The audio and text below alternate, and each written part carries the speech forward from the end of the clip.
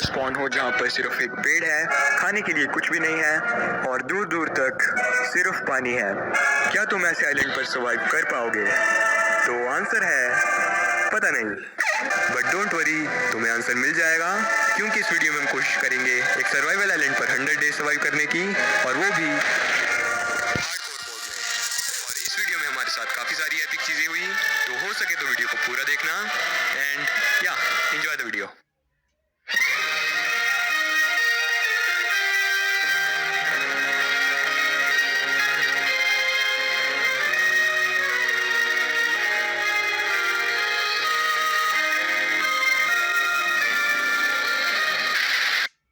Game शुरू होते ही हमने सबसे पहले पेड़ काटा और उससे हमें मिली 3 ट्री सैपलिंग्स। पेड़ लगाने के बाद हमने अपने लिए एक शॉल बनाया और फिर बीज के लिए घास काटी। हमें टोटल 16 सीड्स मिले, जिन्हें हमने जल्दी से पानी के पास लगा दिया। उसके बाद हमने थोड़ी डर्ट कलेक्ट की, लेकिन हमारे पास खाने के लिए कुछ भी नहीं था और फसल लगने में अभी बहुत ज्यादा टाइम था, तो हम गए मछली पकड़ने और डे 1 पर ही हम मछुआरे बन गए थे। रात होने से पहले हमने अपने लिए एक झोपड़ी बनाई, क्योंकि हमारे पास बेड नहीं था। तो पूरी रात हमने सिर्फ माइनिंग की और माइनिंग करते करते हमने खाना पकाने के लिए एक फर्नेस और साथ में स्टोन के कुछ टूल्स भी बनाए। अगला दिन शुरू होने से पहले हम मछली पकड़ने चले गए और काफी देर हमने शिकार किया। थोड़ी देर बाद हमारे नए पेड़ भी उग गए। पेड़ काटने के बाद हमें मिले कुछ सेब, लकड़ी और ट्री सैपलिंग, जिन्हें हमने जल्दी से लगा दिया और उसके बाद आइलैंड को थोड़ा एक्सपेंड किया। डे 2 की रात को भी हमने माइनिंग ही की और हमें मिला आयरन। डे 3 पर हमने आयरन से एक शील्ड और एक पिकेक्स बनाई। माइनिंग करते करते हम काफी नीचे आ गए थे, तो हमने अपने लिए कुछ सीढ़ी बनाई ताकि हम जल्दी ऊपर जा सके। और जब हम बाहर आए तो हमारे कुछ पेड़ भी उग गए थे और फिर उन्हें काटने के बाद हमने नए पेड़ों को लगाया। लेकिन कुछ टाइम बाद अंधेरा भी हो गया, तो हमने टॉर्चेस बनाई और फिर उन्हें आइलैंड पर लगाने लगे। लेकिन तभी एक ड्रोनर ने हम पर अटैक कर दिया और ड्रैगन के सिर्फ एक ही शॉट से हमारी एचपी हाफ हो गई, पर थोड़ी हिम्मत करने के बाद हमने उसे मार दिया। फिर हमारी फसल भी तैयार हो गई थी, तो डे 3 पर हमने फसल को काटा और फिर आइलैंड को थोड़ा एक्सपेंड किया। डे 4 पर हमने अपनी झोपड़ी को रिमूव किया, क्योंकि अब टाइम था एक आलीशान घर बनाने का। लेकिन सबसे पहले हमने पेड़ों को काटा और फिर ट्री सैपलिंग को लगाया। उसके बाद हमने घर पर काम शुरू किया।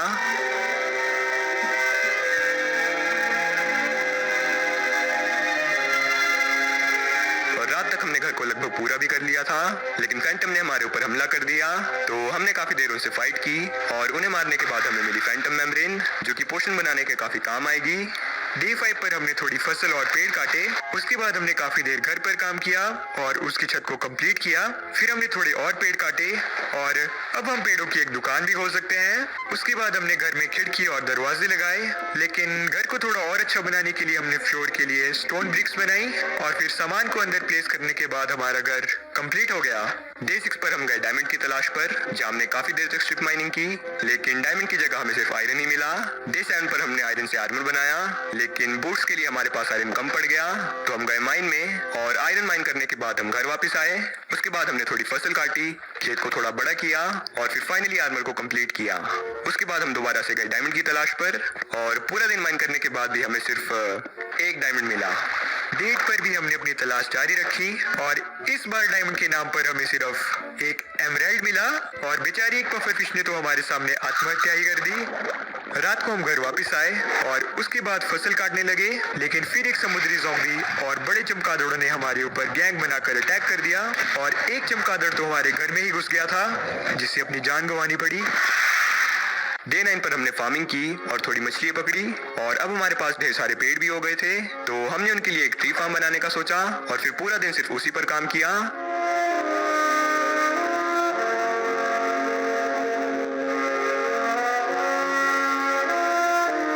रात तक हमने उसे पूरा भी कर लिया था, लेकिन जब हम डर्ट इकट्ठा करके वापस आए तो वहाँ पर काफी सारे मॉब स्पॉन हो गए थे, तो इसलिए हमें जबरदस्ती माइनिंग करने जाना पड़ा। डे 10 पर भी हमने माइनिंग कंटिन्यू रखी और हमें मिली एक माइन शाफ्ट। हम बहुत ही ज्यादा खुश थे, क्योंकि माइन शाफ्ट से वेब स्ट्रिंग्स कलेक्ट करके अब हम फाइनली एक बैग बना सकते थे। तो उसके बाद हमने ढेर सारे मॉब्स को मारा और बहुत सारी स्ट्रिंग्स कलेक्ट की। थोड़ी देर बाद हमें डायमंड्स मिले, लेकिन वहाँ पर बहुत सारे मॉब्स थे। तभी एक छोटी मकड़ी ने हम पर अटैक कर दिया और उसके यहाँ तो हमारा अंत होने ही वाला था, लेकिन भगवान की कृपा से हम एक बार फिर से बाल बाल बच गए। उसके बाद हमने डायमंड्स को कलेक्ट किया, लेकिन हमें सिर्फ 3 ही डायमंड्स मिले। तो बाकी के दिन भी हम माइन शाफ्ट को एक्सप्लोर करते रहे और एक बार फिर हमें दर्शन दिए डायमंड्स ने, लेकिन इस बार भी हमें सिर्फ 3 ही डायमंड्स मिले। पर टेंशन की कोई बात नहीं है, क्योंकि डायमंड्स के अलावा भी हमें बहुत सारा अच्छा सामान मिला। डे 11 पर हमने एक डायमंड पिकैक्स बनाई और फिर ऑब्सीडियन माइन किया और इतना सारा सामान इकट्ठा करने के बाद हम घर वापस आए। घर वापस आकर हमने एक बेड बनाया और फाइनली सो गए। डे 12 पर हमने सबसे पहले फार्मिंग की, ट्री फार्म को कंप्लीट किया और उसके बाद हमने ट्री फार्म पर पेड़ लगाए। डे 13 पर हमने घर के आसपास के सारे पेड़ काटे और फिर उन पेड़ों से मिली सैपलिंग को फार्म पर लगाया और अब हमारा ट्री फार्म पेड़ों से पूरा भर गया था। तो बचे हुए दिन हमने फार्मिंग के बिजनेस को थोड़ा और एक्सपेंड किया। हमारा घर दिखने में कुछ ज्यादा अच्छा नहीं लग रहा था, तो डे 14 से डे 17 तक हमने घर के ऊपर ढेर सारा काम किया।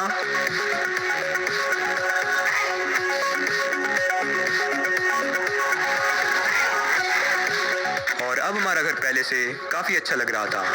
डे 18 पर हमने बचे हुए पेड़ काटे और फिर अपने खेत को और भी बड़ा कर दिया और फिर उसके बाद हमने पूरा दिन फार्मिंग की। डे 19 पर हमने फार्म को एक्सपेंड करने के लिए जमीन से ढेर सारी डर्ट को कलेक्ट किया और घर के नजदीक ही हमें काफी क्ले मिल गई, तो हमने ढेर सारी क्ले भी कलेक्ट की और फिर डे 19 से डे 20 तक आइलैंड को एक्सपेंड किया। डे 21 पर हमने अपने खेत को और भी बड़ा कर दिया, लेकिन उसके बाद हमने बनाया एक नेदर पोर्टल।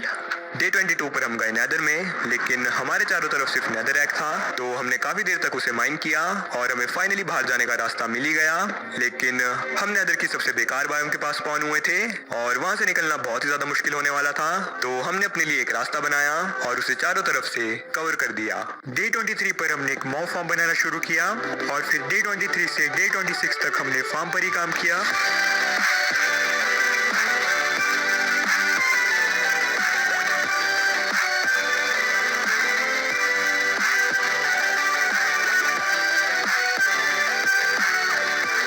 डे 26 पर हमारा फार्म कंप्लीट हो गया। डे 27 पर हमने पहले फार्मिंग की और उसके बाद हम गए माइनिंग पर। फिर डे 27 और 28 पर हमने माइन शाफ्ट को एक्सप्लोर किया और हमें एक स्पाइडर स्पॉनर मिला और स्पॉनर के पास हमें मिली एक गाजर। डे 29 पर हमें एक स्पाइडर स्पॉनर मिला और उस जगह को थोड़ा क्लियर करने के बाद हमें कुछ डायमंड्स दिखाई दिए, लेकिन उससे पहले हमने मकड़ी के जालों को रिमूव किया और फिर स्पॉनर के चारों तरफ टॉर्चेस लगाई ताकि कोई भी स्पाइडर स्पॉन ना हो सके। उसके बाद हमने डायमंड्स माइन किए और हमें मिले सिर्फ 2 डायमंड्स, लेकिन उसके बाद भी हमने खोज जारी रखी और हमें एक बार फिर से डायमंड्स मिले, पर इस बार भी सिर्फ 3। डे 30 पर हमें एक ज़ॉम्बी विलेजर मिला, तो हमने उसे जमीन में ट्रैप कर दिया। उसके बाद हमें एक चेस्ट मिली जिसमें थी एक अनब्रेकिंग 2 की बुक, रेल ट्रैक्स और बीटरूट सीड्स। उसके थोड़ी देर बाद हमें एक और चेस्ट मिल गई और इस बार हमें मिले मेलन सीड्स, लेकिन जब हम ज़ॉम्बी विलेजर को देखने गए तो वो गायब हो गया था। #sad life। डे 31 पर हमने मॉब फार्म के पास एक नया खेत बनाया जिसमें हमने गाजर, बीटरूट और मेलन लगाया और फिर थोड़े बहुत मॉब्स को मारा। डे 32 पर हम गए नेदर में और फिर वापस भी आ गए क्योंकि हम मटेरियल लाना भूल गए थे। लेकिन उसके बाद हम दोबारा नेदर में गए एक फोर्ट्रेस ढूंढने और नेदर में जाने के थोड़ी ही देर बाद हम काफी बार मरते मरते बचे। गोल्ड बूस्ट के लिए हम थोड़े बहुत गोल्ड नगेट्स माइन करने लगे, लेकिन तभी एक पिगलिन ने हमारे ऊपर अटैक कर दिया।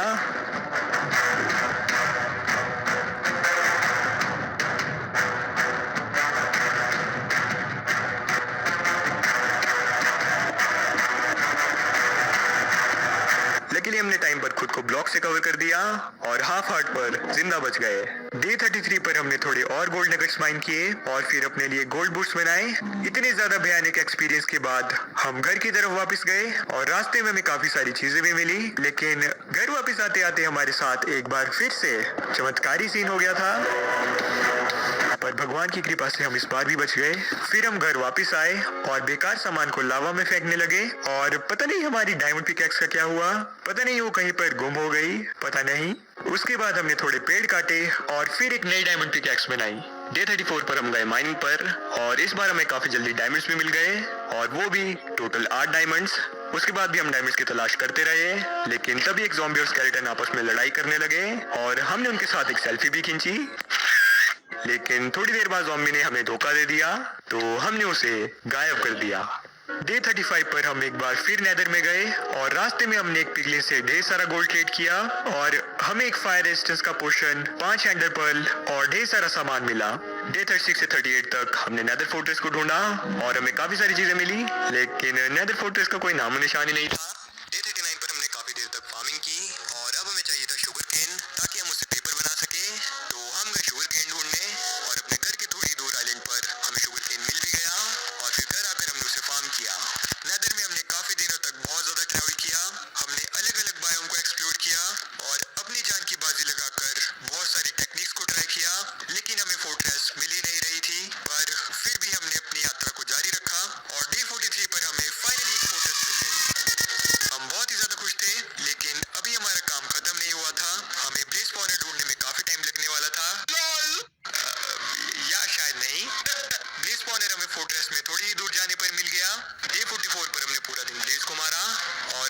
तो ब्लेज ने हमें ही मार दिया था।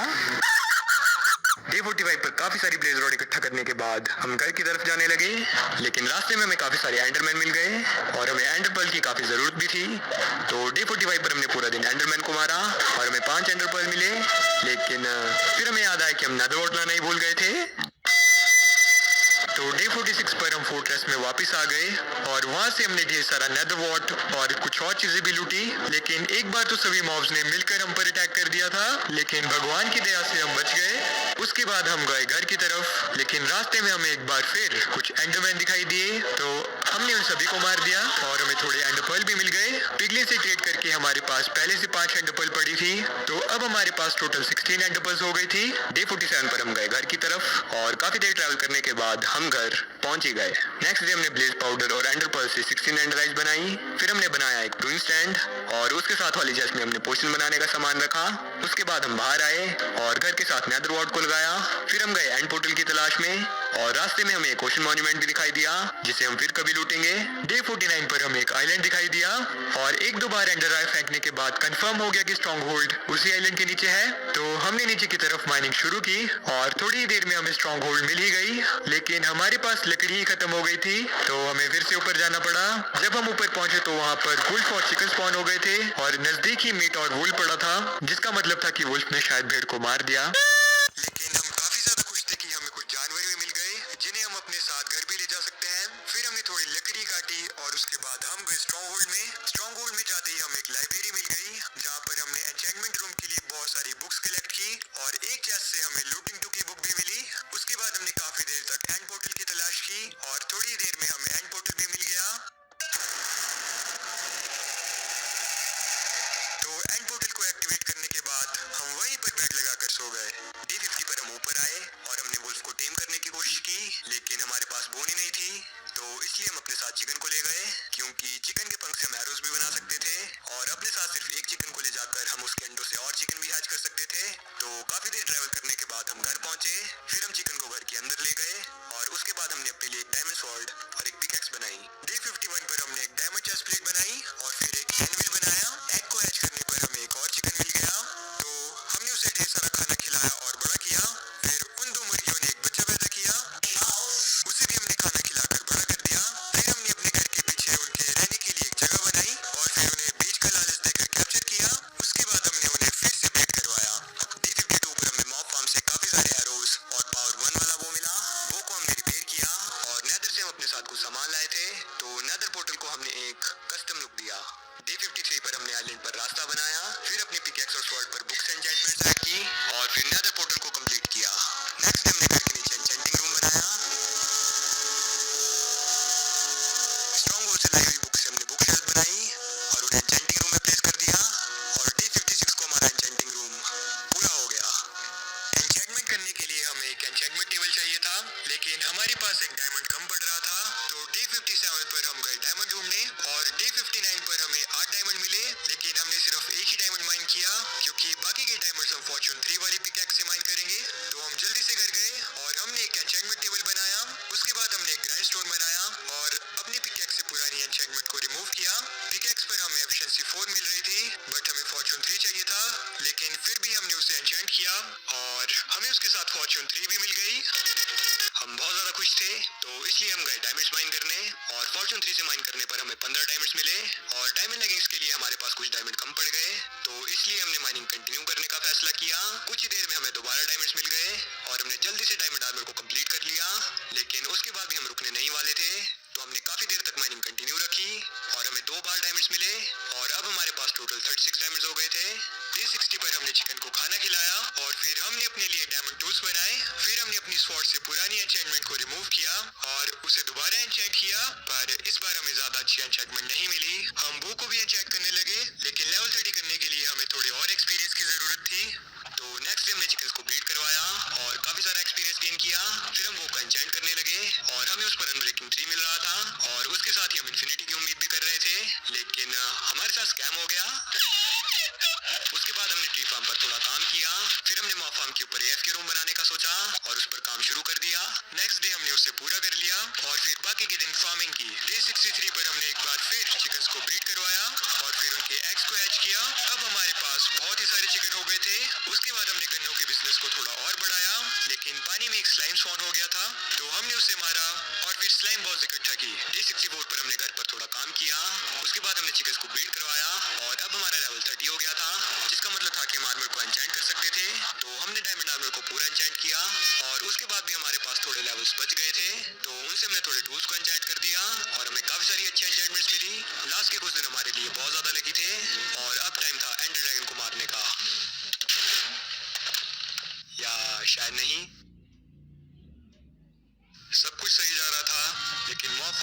तरफ से एक क्रीपर आ गया और खुद को एन्चेंटेड डायमंड आर्मर और शील्ड से कवर करने के बाद भी हम नहीं बच पाए।